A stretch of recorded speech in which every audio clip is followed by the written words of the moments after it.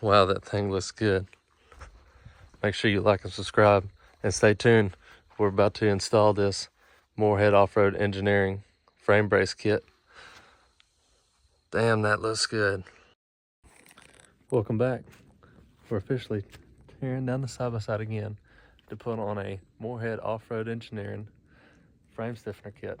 Front, rear, and as well as shock braces. So, obviously I'll show you this frame stiffener kit, but it goes up in there, up in behind there, up in there, braces the shocks. Up in here, up in there, up in there, and behind there, that shock up in there, and the back side of the frame here as well. So, right now we have a wallered out hole right there.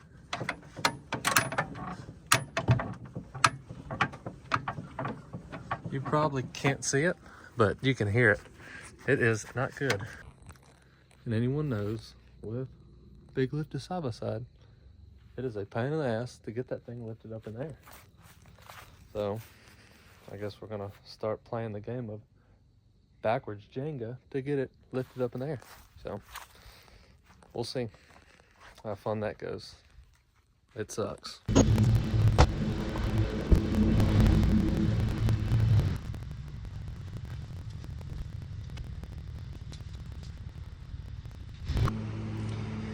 And we finally got it up. I was about to start taking everything off, but so we know we gotta put that frame brace on. Definitely gotta tighten that bad boy up, but it's all gonna come off. My arms are breaking on the fronts here, and they're starting to bend back here. You might not be able to see it in camera, but it's messed the powder coat up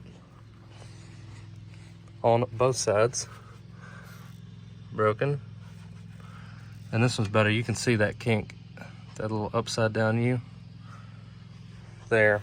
I think that explains why our A-arms sit so funny. See, the bottom ball joint is pushed, well, the top one is pushed way further forward than lined up to the top with the bottom one. And I think we're going to take all these plastics off and get them painted silver. But we'll see to come. Arms got to go to PCF. They're going to look at them. They may give me some new arms, and we're just going to go from there.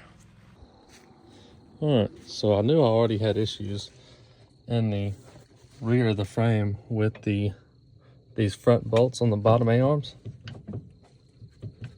They should not be moving like that, but the rears are like that too. Like all of the holes. See how that's discolored right there? It's clean. That's where it's been rubbing. Every single hole is like that, front and rear, except for the front on the bottom, because it's where the Super ATV plate is, frame stiffener. But front and rear, see where it's kind of cleaned off right there and there? Yeah, that's no good, but we'll have it up here in the shape here this week. So we're going to talk over this fast forward of me taking my side by side down. But the only reason we're doing this is you've seen in the clip before this that all the frame holes to where the A-arms bolt into, they're all hollowed out or ovaled. And I've never had this issue until now that I've been on the 52s, but I noticed the portal would start to rotate whenever you would give it throttle. And I was like, man, something ain't right. And they started making noises, and I just knew that this was going on. There's a reason why people make frame stiffener kits, and this is why. So, taking this whole thing apart, and when we finally get it all apart, we see that all these holes are ovaled. Some are worse than others, but go ahead and fix the issue now before it leaves us stranded on the trail. I know people have ripped the tabs off or in half on Defenders. It's extremely rare, but there's not a lot of people with big Defenders right now. So when I was on my other setup of the arched arms on the 45% gear reduction with the 8-inch portals, I didn't have this kind of issue, but also I'm getting a lot more torque on these with these 52-inch tires. So it definitely needed to be done, and I'm glad we're doing it now. The Sabine ride was just a trial run. So we knew we were going to be taking it apart again to go over some things. It's always a trial and error with things like this, especially when you're this large. So putting it together, taking it back apart, almost every single ride. I knew this was going to happen, and I like doing it, honestly. I like doing the videos. I like the riding, all of it. I know it's a pain in the ass to constantly tear my side-by-side apart, but we'll eventually get it right where we don't have to do these things like this. What is all this? I've been seeing him come in with all these boxes. So, this is the new frame stiffener kit from Moorhead Off-Road Engineering. And thanks to Garrett Robinson from Empire Motorsports for getting this kit. Because you've seen that our frame holes are all out of whack. They're oval instead of round. So, it's definitely what we're going to be needing. So, let's get into it. Like I said before, big thanks to Empire Motorsports for helping us on getting this Moorhead Off-Road Engineering frame kit, the front, rear, and as well as shock tower brace. So why don't you go over, show them some love. They can get you anything you need. I know I needed this frame kit, and they've been able to get me a couple other things since then. So thanks for them. The Moorhead Off-Road frame stiffener kit. It's the front, the rear, and the shock tower braces, front and rear. So you've seen how our holes are ovaled. So this is supposed to help with that. That way there's more metal, new grade 10 hardware, and we don't have to worry about ripping our frame in half or tabs off. When putting on the Moorhead frame stiffener kit on the front upper, right here, there's this part that connects to both sides of both holes, here and one on the other side, right there. You can see it. Well, if you're running a TCP rack, you can see right there where those bolts on that rack bolt together, and you have to notch out right here. So the measurement I got from the center bolt hole where I'm holding my left thumb, you need to notch at 4.5 inches all the way to 6.5 inches, half an inch up for the TCP rack. On the shock tower brace, it goes up in there to connect the two shock towers, and that's what these bolts go to. So obviously, if you don't have a lift kit, you don't have these shock relocation brackets, so it'll just be a through bolt. But since my PCF has the shock relocation brackets, it has a plate on the back side, and if I could find it, yeah, there it is. You see it right up in there? You see the nut coming off the back. But there it is. It has a plate on the back side, and that's where part of that brace goes. So we're going to undo these nuts, take those plates off the back side. There you go. You can see it better through there. And then we're going to install that brace, and these nuts and bolts will fit. So we're going to use that bolt to fit. You do not have to use the nuts or that plate for this shock tower brace, because they are already pre-drilled and is the exact same size. I'm not entirely sure what size it is, but it's standard. I know that for sure. It's not metric like the Canams are. So let's put that in. I got the front brace in, as you can see there. So you do not go up from the bottom. It will not fit. You come up from the passenger side here, and it drops down underneath here. For your brake lines, you do have to unbolt them and get them out of the way, just so you get that bracket to fit around there, and then you can put them back. But it goes up in here, and then those bolts provided go through these already pre-drilled holes that I put. And these bolts already came with my shock tower lift, but that's how that goes. And then it'll still rotate left or right. So that's where this plate comes in. And these holes right here are already threaded. So you just put it on the bottom and bolt it down. And once you get it bolted down, then you come back through and tighten up the rest of your bolts.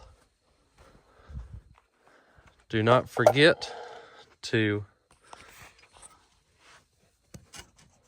push that out as much as you can and then tighten down your lock nuts. But that front one was a pain in the ass, because obviously I didn't know that it went around into the passenger side on the back side of the tower brace. I thought it went in from the bottom, but it does not. It goes in around this way. So now I just gotta reinstall my diff, reinstall my steering rack, which is right there. There's my diff. Get that all bolted down, and then I can put this plate in here. It'll probably make it a whole lot easier if none of that shit's in the way. Now that we got the front brace on, we'll put the bottom side of it, and that's what this plate goes to. It goes on the bottom side of there and on the other side over there. And make sure you put some thread locker on it. And then these short bolts are the ones that go on it, and they have washers on for them as well. I don't know if they intended for the brace to be ran like this, but you can take this center brace that goes between the sides, put it on top, and run your bolt from the top down. I honestly don't know how I'm going to be able to get it tight enough, but if you're running a Halo 30, because you know that this solenoid sticks way up, now it will still touch, but just barely, and I don't think it's putting too much bind on the solenoid to cause any issues. So let me try to get that tight and I'll let you know. For the rear shock brace kit, it comes with one of these bolts. Now, if you have a lift with a shock relocation bracket, this one's PCF. You can get the bolt in there, but you can't even turn it to tighten it up, much less get a socket in there. So if you go to the hardware store, you can get the exact same bolt in a socket head, and I'm pretty sure it's 1/2 by 13, and I got mine just a little bit longer because of that shock relocation bracket. So now that we got the shock tower brace on, we're going to start getting the rear of this kit together. So this goes on the bottom. This is back towards the rear of the receiver hitch. This goes on the back side of the top of the receiver hitch. See the cutout for that? And then these go on the front side of the rear arms. And if I can do this one-handed, I can show you. So if you're looking at it from the driver's side of the bike. Damn, I can't do this one-handed. There we go. See that bottom side towards my wrist? That goes in the bottom A-arm hole. And then that one goes in the top. And then these two pieces bolt together. And then also there's one for the back side. This one goes on the top part of the inside where the transmission fits of the frame. And this one goes on the bottom side of the inside where the transmission is for the rear of the arms. And then all the bolts that go with that. make sure you get all these bolts right accordingly, because they are a pain in the ass. And then these spacers, one goes here on each side, and then also for the back side, the stiffener, one goes on each side of it on the inside. So just imagine this when you put it in. That goes on the inside like that on all four corners. And that covers up the spacers for the rear part of the arm. And then we can put in the rest of this whenever we get our arms back from PCF. And I've got something exciting to show y'all from that. Now that we kind of got a little bit of this bottom brace on, now the way I've done it with myself, and because of how jacked up my side-by-side is I only worried about putting the bolt in. I didn't worry about the spacer at first, just so I could get it in. And then I swapped to the other side, worried about putting the spacer in. And then I undone this side again, and then put the spacer back in. And they're just hand tight for now. Everything's gonna have to bolt to this. Make sure everything's just hand tight for now. You wanna make sure everything lines up.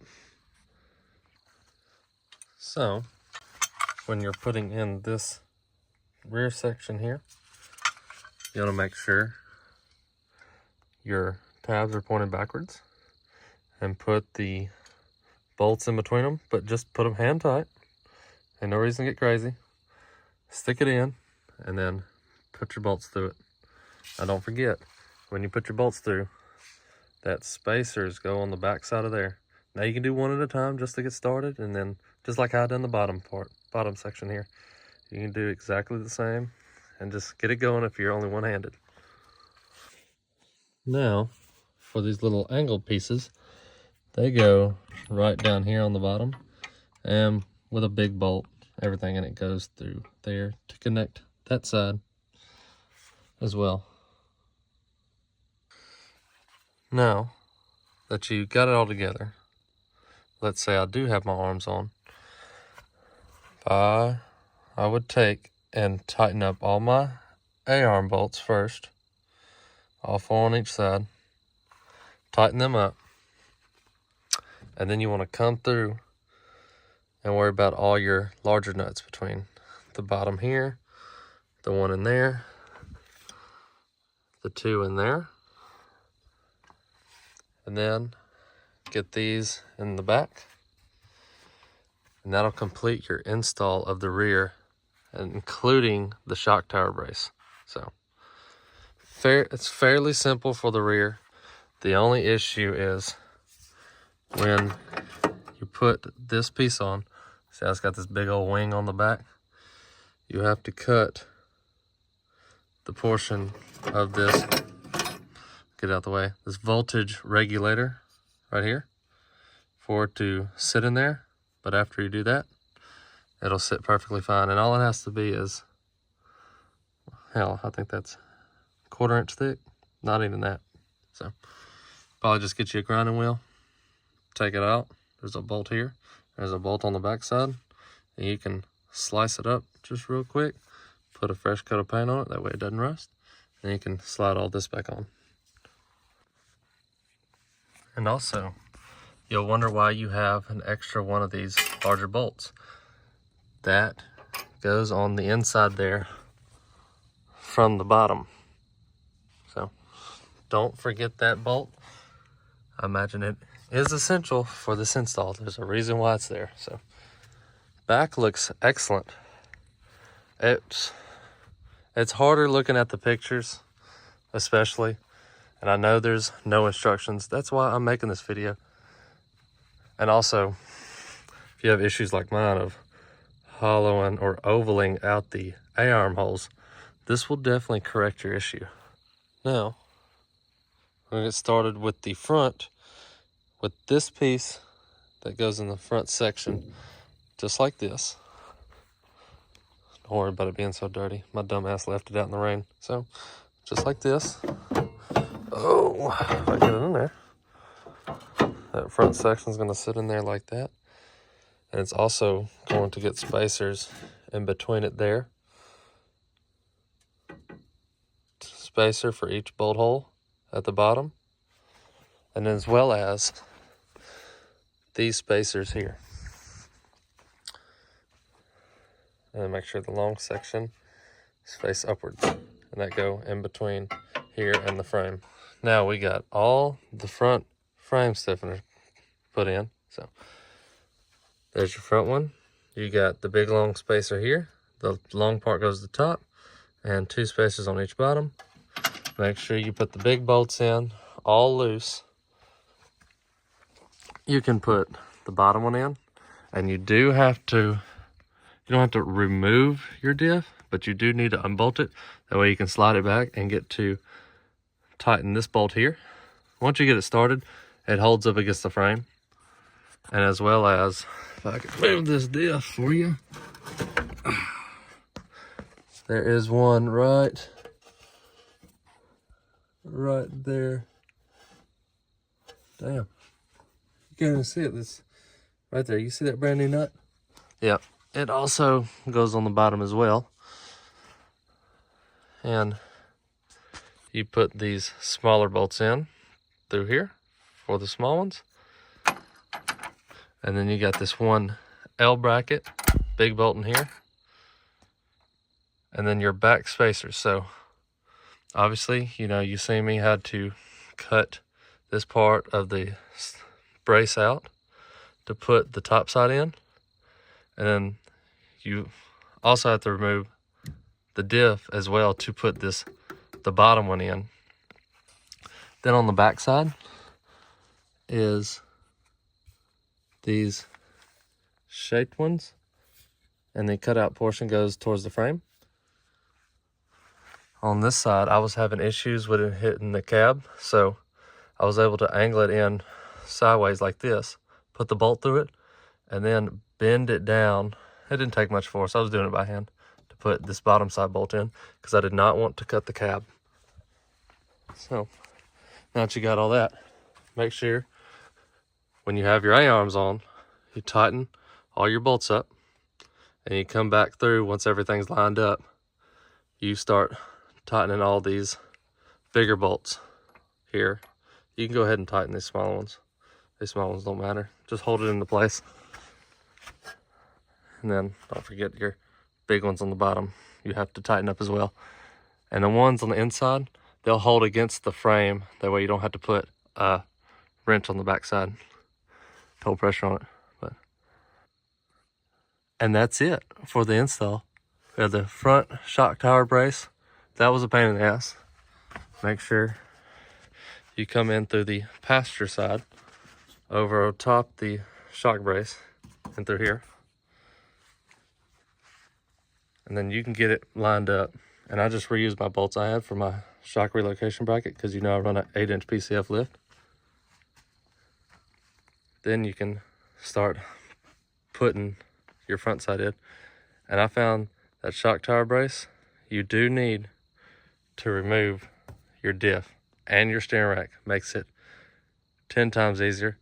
And while you're doing it, just keep it out so you can put your brace in. So the front one's all done. Just got to tighten everything up once I get my A-arms back in from PCF. And the rear's done.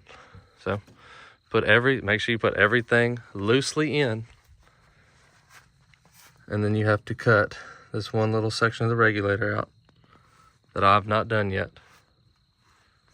And then it should all bolt back together.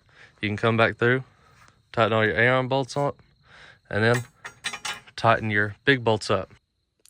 We wouldn't be doing this outside without Jaywhipz. So definitely big thanks to him for getting us all our rocket light needs, as well as our portal lights and whips. And another big shout out, the whole reason why we're making this video is to Empire Motorsports for getting us this Moorhead off-road engineering frame kit, front, rear, as well as the shock tower brace. Keep watching. We got a excellent next video about this 8-inch PCF lift that we're about to get put on, and it's a ball joint delete, and I got something else coming as well. So thanks for watching. Stay tuned. We'll see you at Mud Nats. Don't forget to like and subscribe, and deuces.